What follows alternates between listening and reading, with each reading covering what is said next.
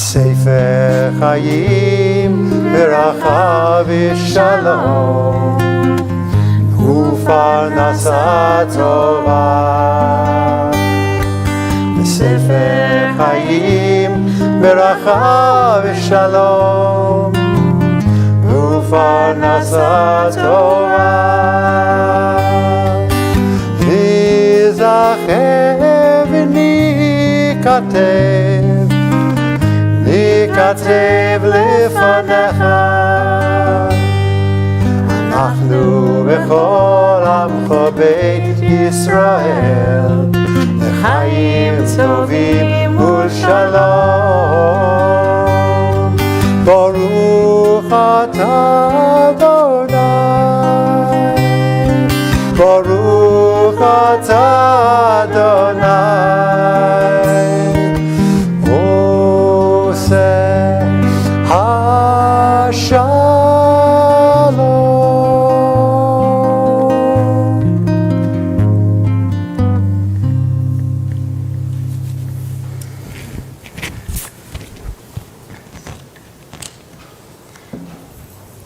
At 6:45 on Saturday night, June 15th, I got a call that I will never forget. Josh called me to tell me that there had been a shooting and his boys and Johanna had been shot. I asked where they were and he told me the details, and I put my shoes on. I had just returned from the hospital about 30 minutes before. As I tried to wrap my head around what happened, I called Jan, one of Josh's closest friends, and she was out the door. I knew we were going to need each other as the night progressed, and I knew she would want to be there to support Josh. The next several hours were a blur of adrenaline and waiting for news and hundreds of faces of police officers and nurses and doctors and helpers. One of the things I knew I could do was reach out to Johanna's church community. So I played detective after Josh shared the name of her church, and I started making calls and leaving voicemails on every voicemail I could reach, hoping to hear back. I knew it was important. Just like Josh wanted us to be there for him, I knew Johanna would want her church friends to be there for her. So we waited. And we prayed, and we prayed, and we waited. I felt like I wanted to do more, and I know Jan felt the same way. But we couldn't. All we could do was wait and pray. As the horrors of the splash pad unfolded, we waited. We held on to one another. There wasn't anything we could do except for stay out of the way of doctors and nurses and pray. But we showed up. That's what we do as Jews, as a community. We show up. There's a prayer about this. Actually, tomorrow morning we'll sing it. Elu devarim she'ein lahem shiur. These are the things that are limitless. Honor one's parents. Engage in deeds of compassion, arrive early for study, Rabbi, morning and evening, deal graciously with guests, visit the sick, provide for the wedding couple, accompany the dead for burial, be devoted in prayer, and make peace among people. This prayer, which appeared in the first official Siddur in the year 865, means it had been recited for a century or so before that, says we are a people who show up. And in this terrible moment, we did. That is community. It is being a community. It is showing up. In fact, once we sent out the letter about the family and how they were doing, everyone here acted exactly how I expected. And it's the thing I value most about Shir Tikva, and the reason I'm so grateful to have this job. I got so many calls and emails and texts asking, how can we help? What can we do? What do they need? At Shir Tikva, one phone call to the Tauber Caring Community co-leaders, Nancy and Lisa, and we are springing into action.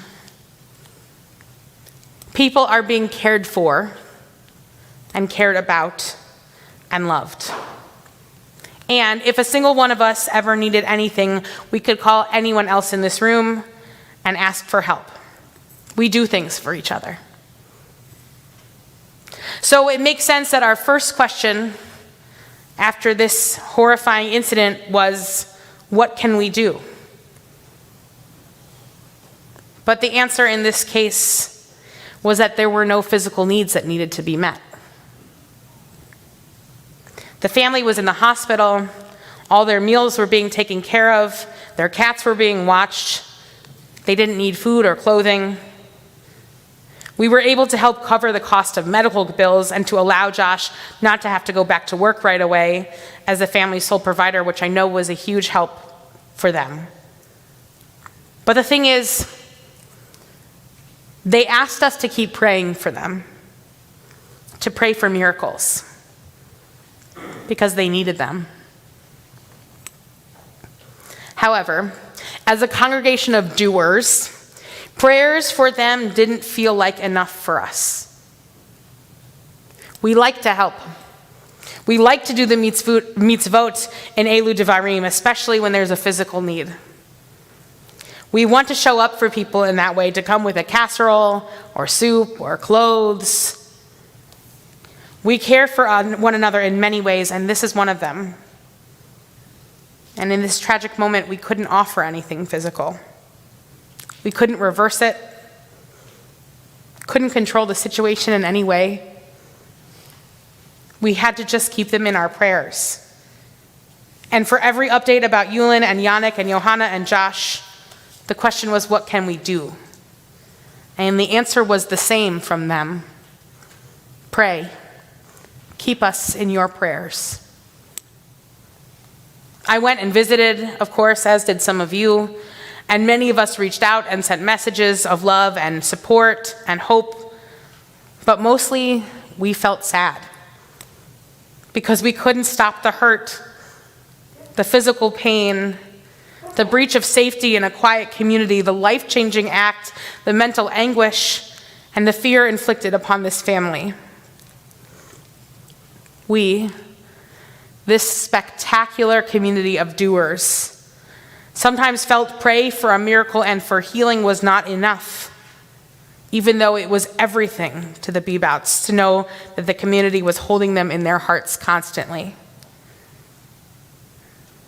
Perhaps we are uncomfortable with the idea of praying because we know that deep down it doesn't guarantee any answers.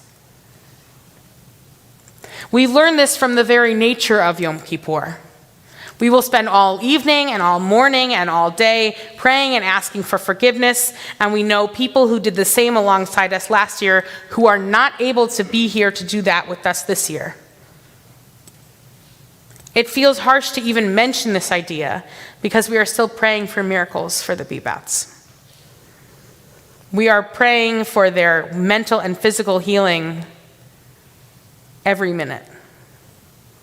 However, our sages and teachers have told us that prayer is actually making a difference. Rabbi Abraham Joshua Heschel said it best. The primary purpose of prayer is not to make requests.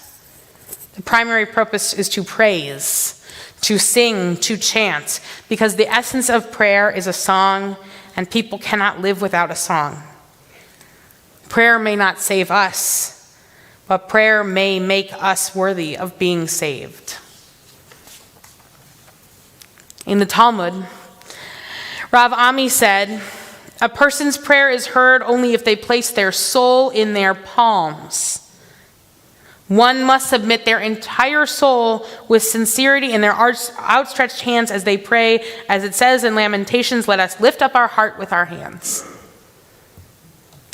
It's a vulnerable act, prayer, to really say what we mean, especially when many of us aren't even sure about God.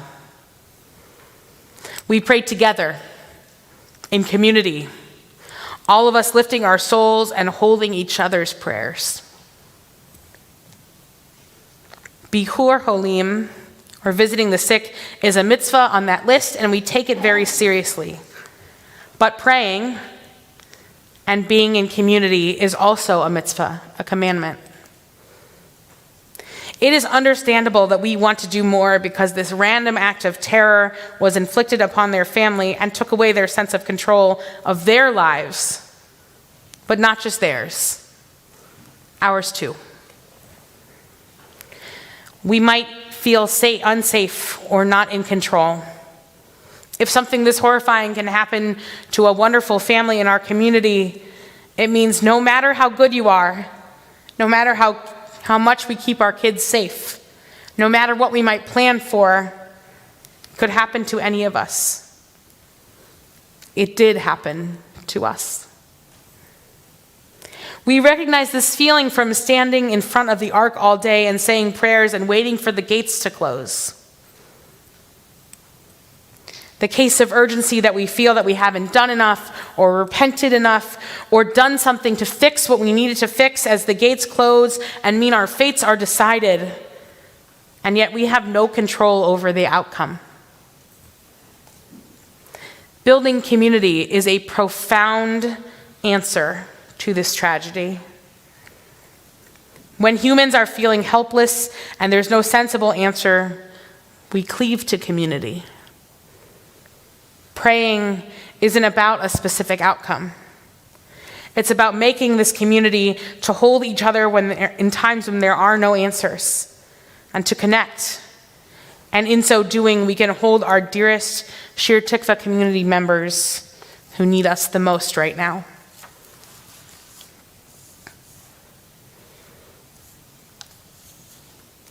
Ruth F. Bryn, author and poet, wrote, "I can begin with a prayer of gratitude for all that is holy in my life. God needs no words, no English or Hebrew, no semantics, and no services, but I need them. Through prayer, I can sense my inner strength, my inner purpose, my inner joy, my capacity to love. As I reach upward in prayer, I sense these qualities in my Creator. To love God is to love each other, to work to make our lives better. To love God is to love the world that God created and to work to perfect it.